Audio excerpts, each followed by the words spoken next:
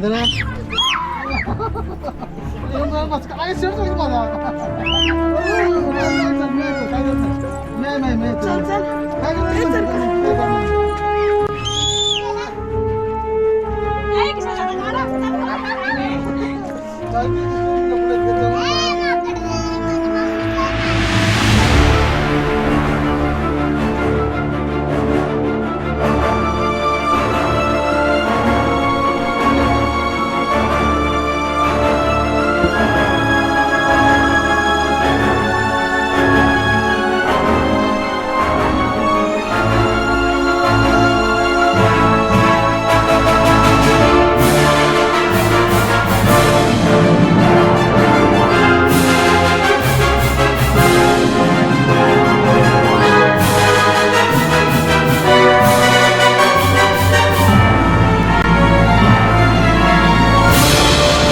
हर हर महादेव.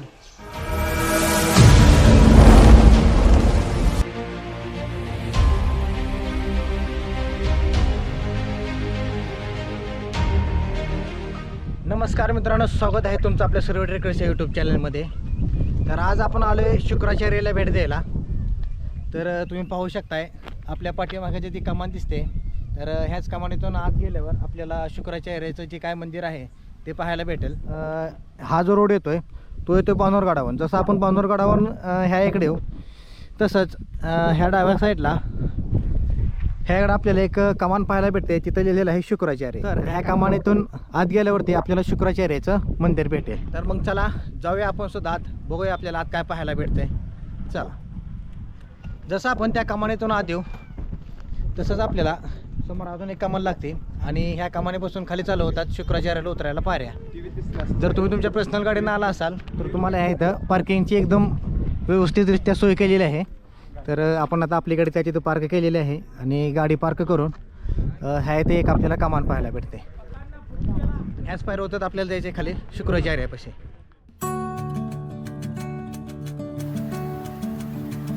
शुक्राचार्य हे मंदिर सांगली जिल्ह्यातील आटपाडी आणि खानापूर या दोन्ही गावांच्या सीमेवरती असणारे महादेव टेकडी म्हणून ओळखले जाणाऱ्या डोंगर रांगामध्ये स्थित असलेले एक पुरातन मंदिर आहे. जसं खाली उतरतोय तसं आपल्याला भिंतींवरती काही रंगरंगोटी केलेली पाहायला भेटते.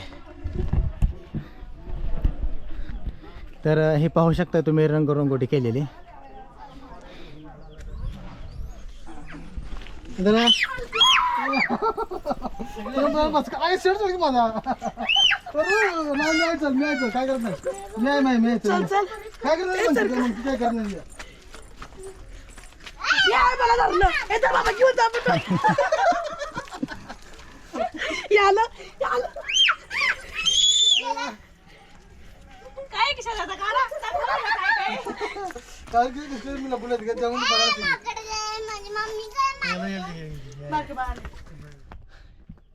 पाठीमागे आपल्याला आपले काही पूर्वज भेटले होते. तर त्यांना पाहून आपण जाऊया समोरच्या मार्गाला. शुक्राचार्याला खाली उतरण्यासाठी एकदम व्यवस्थितरित्या पायऱ्या आहेत. मंदिराकडे जात असताना आपल्याला वाटेत एक विश्रामगृह पाहायला भेटते. तसेच इथून थोडे खाली गेल्यावर डाव्या बाजूला भिंतीवरती आपल्याला मंदिराबद्दल काही थोडीफार लिहिलेली माहिती आढळते.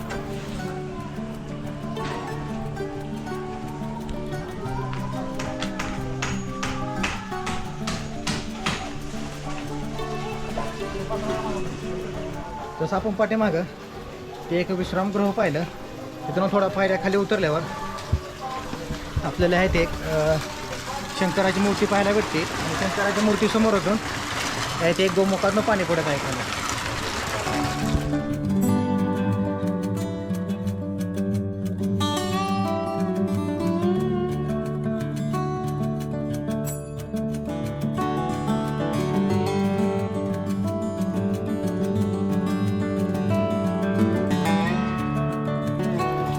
आणि ह्या गोमुखातून पाणी पडणारं ह्याची जी आपल्याला भेग दिसते ह्या भेगेतून त्याच्यात एक हौद आहे, त्या हौदात जाऊन पडतं.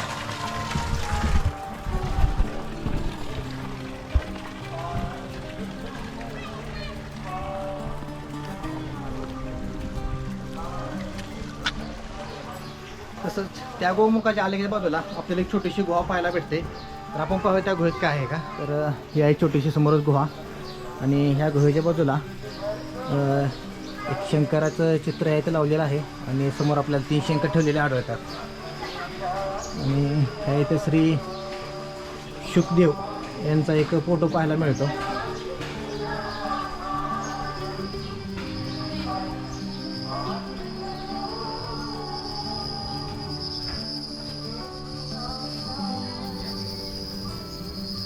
तसेच याच ठिकाणी शुकाचार्य हे ध्यानस्थ बसायचे असे सांगितले जाते, म्हणून या ठिकाणाला एक ध्यान असे म्हणतात.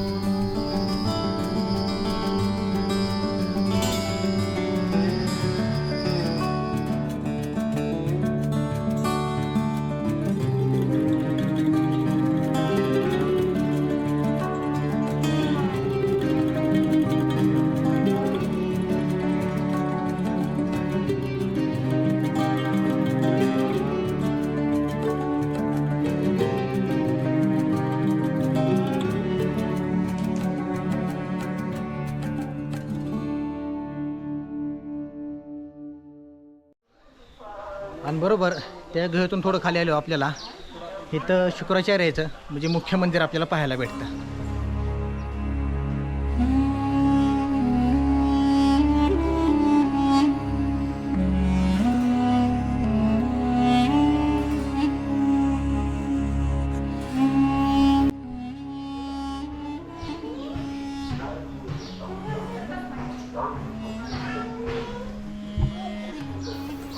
राजा परीक्षित हे पांडवाचे पंत यांच्या आत्म्याला मोक्ष मिळावा म्हणून याच ठिकाणी 7 दिवसात श्रीमद भागवत सांगितले असेही सांगितले जाते.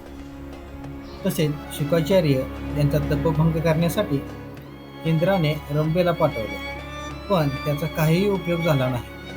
शुकाचार्य हे तेथून गायब झाले, पण ते ज्या ठिकाणी तपाला बसले होते त्याच ठिकाणी त्यांच्या पाठीचा ठसा आजही आपल्याला पाहायला भेटतो.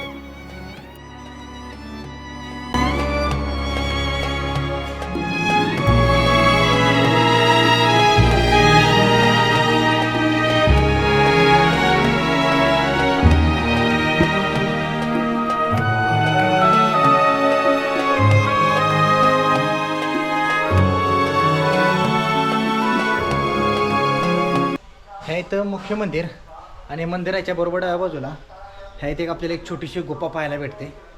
त्या गुफेमध्ये आता जायला एंट्री तरी चालूला बंद आहे. आता आपल्याला आता एक शिवपिंड पाहायला भेटते आणि त्या शिवपिंडीवर आता सध्या चाललं तरी पाणी पडत आहे. तर त्याच्यातूनच त्या मंदिराच्या बरोबर ह्या बाजूला अजून एक गोवा आहे. तर बघूया आपण त्या गुफेत काय आहे.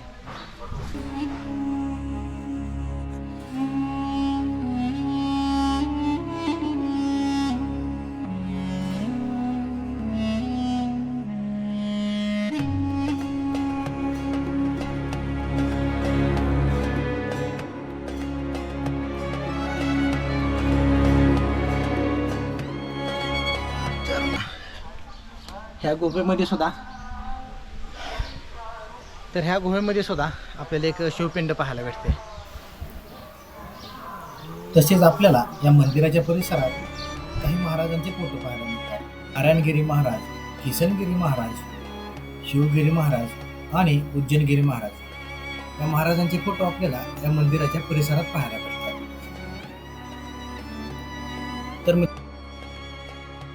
तर मित्रांनो, हा व्हिडिओ तुम्हाला कसा वाटला हे मला तुम्ही तुमच्या कमेंटद्वारे नक्की कळवा. जर तुम्ही आपल्या यूट्यूब चॅनलमध्ये नवीन असाल तर आपल्या यूट्यूब चॅनलला लाईक करा, शेअर करा आणि सबस्क्राईब करा. सबस्क्राईब केल्यावर शेजारचे बेल आयकॉन दाबायला विसरू नका, जेणेकरून आपले नवनवीन व्हिडिओ तुमच्याजवळ लवकरात लवकर पोचतील. तर भेटूया लवकरच अशा एका नवीन व्हिडिओमध्ये. तोपर्यंत राम राम. हर हर महादेव.